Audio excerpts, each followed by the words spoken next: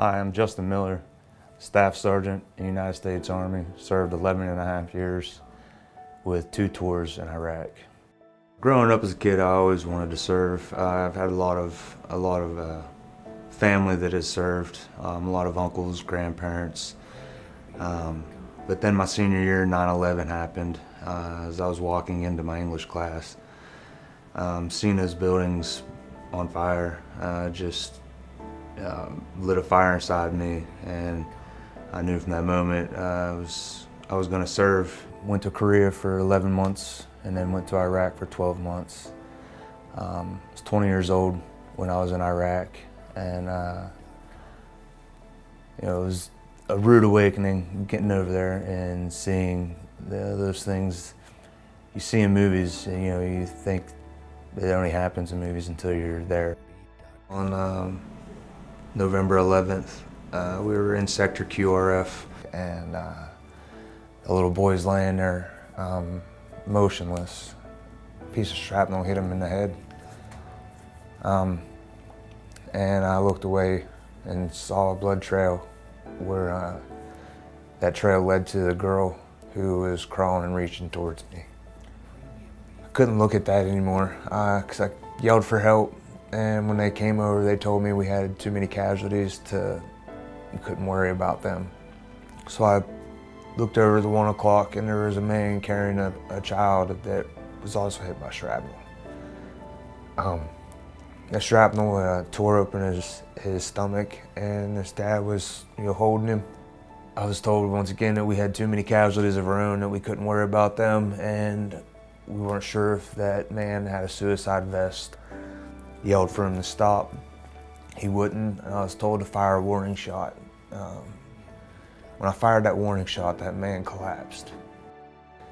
That day just has haunted me ever since, that I took that man's love and joy. Then a few days later, I was told to go back in and get pictures of the house showing we didn't destroy it. As I'm going up the steps, the woman comes running and screaming. I knew at this point that something was up.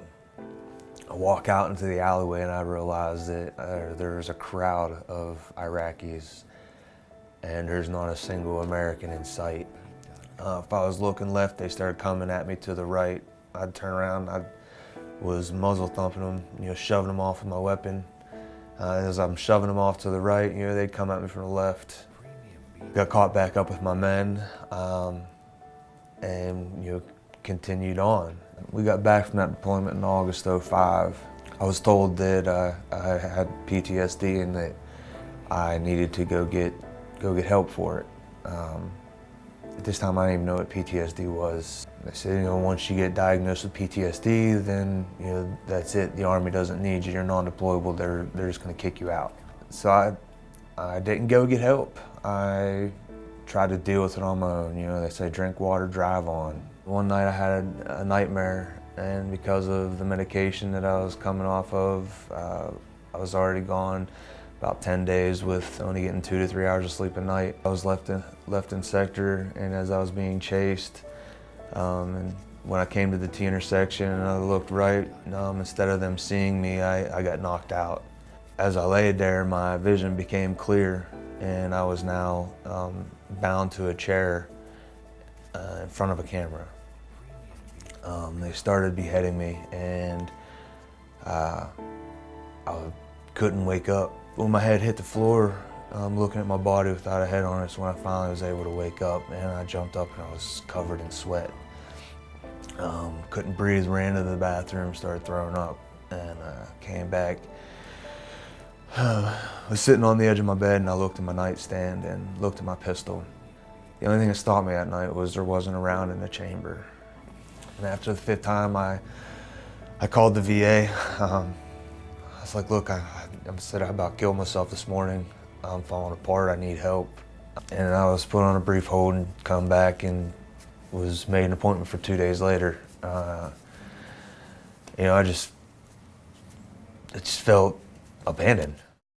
Ryan Pereira read my story, and he's like, hey, I got this app idea. We kind of like to refer to it as the bat signal, where you can just hit talk, text, or video, it allows the veteran or service member or whoever on that end to feel comfortable, being able to talk openly without fear of repercussion to their career. You can go in and you can customize it down by, I want to talk to somebody that's in the same branch. I want to talk to somebody who's been in the same war.